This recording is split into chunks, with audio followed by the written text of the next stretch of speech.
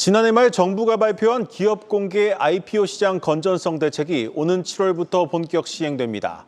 시장의 과열을 막는 데 초점을 맞추다 보니 조금씩 활기를 되찾고 있는 지금의 현실과 맞지 않다는 지적이 나오고 있습니다.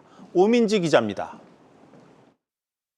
금융위원회의 IPO 건전성 강화 대책의 일환으로 오는 7월부터 기관 투자자는 주금 납입 능력을 입증해야만 합니다.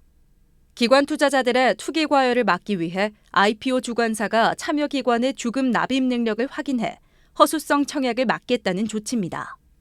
과거 대여급 IPO에서는 공모주를 한 주라도 더 받기 위해 과도하게 많은 물량을 신청하는 등 허수 청약이 관행적으로 이루어졌습니다.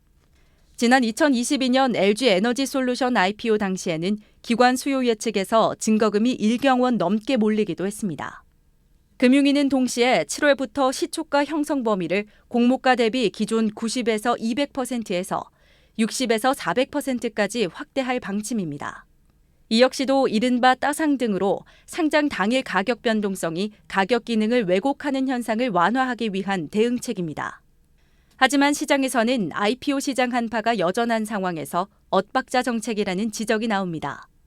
중소형주 위주로 IPO 시장이 조금씩 꿈틀대고 있지만 유가증권 시장의 대여급 상장은 좀처럼 보기 힘들고 상장을 준비하던 기업들도 제값을 받지 못할 것으로 보고 차일피일 상장을 미루고 있습니다. 내부적으로 진행되고 있는 거는 시장 상황을 고려해서 상장 시기를 검토하고 있다. 다른 업체들도 다들 지금 힘겨워하고 있는 또 상황이잖아요. IPO 앞두고 있었던 업체들은요. 정책들의 실효성에 대한 의문도 나옵니다. 금융투자업계 한 관계자는 주금 납입 능력을 확인한다고 해서 공모가에 미치는 영향은 미미할 것이라며 상장 이후 가격 급등락을 막기는 어려울 것으로 예측했습니다. 공모가 대비 시초가 형성 범위 확대도 인기 공모주에 대해서는 300%, 400% 오른 트리플상, 쿼드상까지 나올 수 있어 시장 교란을 더 키울 수 있다는 지적입니다.